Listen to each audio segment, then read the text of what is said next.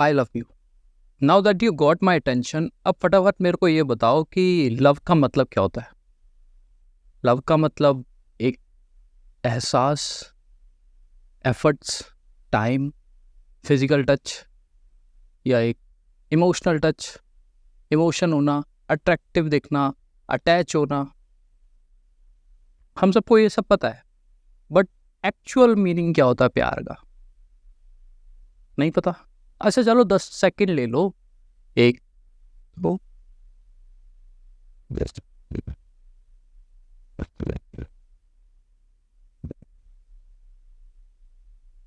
11 हो गए, but still अभी भी आपको नहीं पता होगा। और ये जो मैंने पिछले वर्ड्स बोले हैं ना, एहसास, अटैचमेंट, एफर्ट्स, टाइम, ये सब का कॉम्बिनेशन ही प्यार। हम जब बोलते हैं ना यार मेरे को उससे अटैचमेंट हो रही है, वो attachment is part of love. मैं उसके साथ एक सिक्योर फील करता हूँ या सिक्योर फील करती हूँ।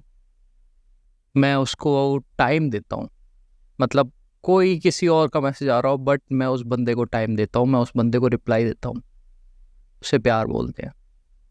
और इन सब का combination, physical touch is also a kind of love. But आजकल की जो जनरेशन है ना, उन सब ने इन चीज़ों का गलत फ़ायदा उठाना शुरू कर दिया है।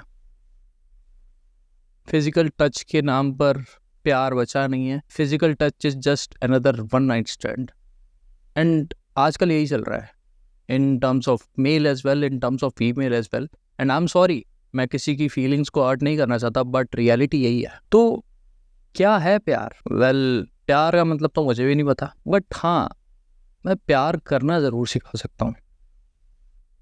और ज़रूरी नहीं है कि ये गर्लफ्रेंड बॉयफ्रेंड वाला हो, या हस्बैंड वाइफ वाला हो, या कपल्स वाला हो। आप ये प्यार अपने बेस्ट फ्रेंड को भी दिखा सकते हो, आप ये प्यार अपने सिबलिंग्स को भी दिखा सकते हो, आप ये प्यार अपने पेरेंट्स को भी दिखा सकते हो, आप ये प्यार अपने किसी राह चलते अनजान आदमी को भी दिखा सकते हो। बात करते हैं बेस्ट फ्रेंड की। मान ले 2 बेस्ट फ्रेंड है, 2 मेल बेस्ट फ्रेंड है। मैं हूँ, मेरा एक कोई फ्रेंड है, कोई भी नाम रख लेते हैं, राम।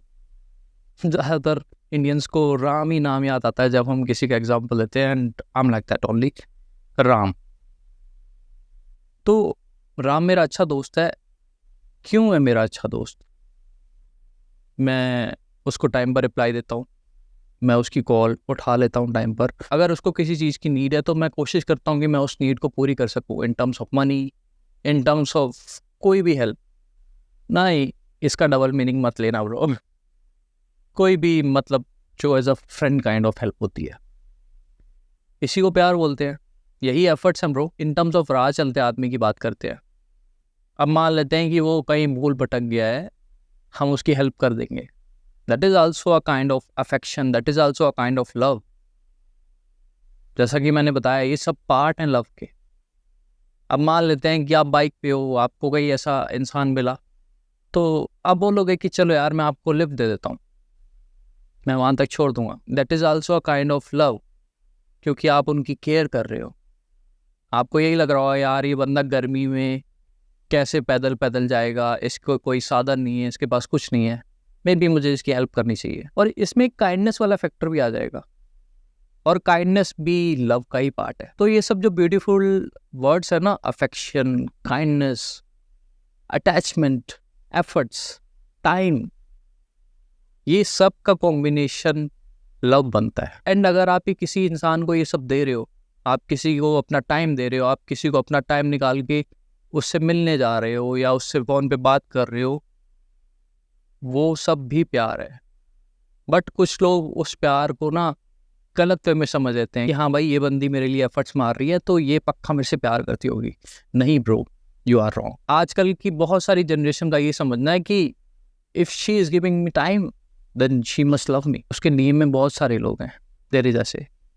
एंड अगर वो तेरे को टाइम दे रही है, इसका मतलब ये नहीं कि वो तुझसे प्यार करती है। नहीं ब्रो, ऐसा नहीं है। You have to understand the right thing at the right time. कई बार हम इसी डिफ्रेंशिएशन में गलत सोच लेते हैं, क्योंकि क्या होता है कि हम कभी कभी एफर्ट्स को ही ना प्यार समझ लेते हैं, जो कि गलत है।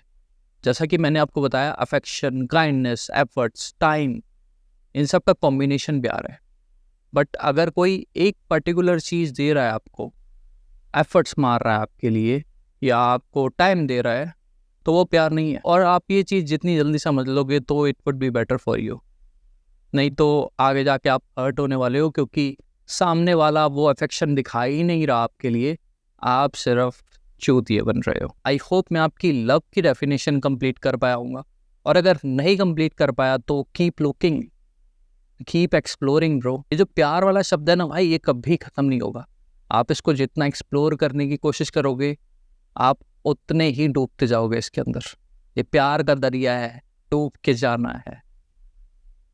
Okay, see you in the next one.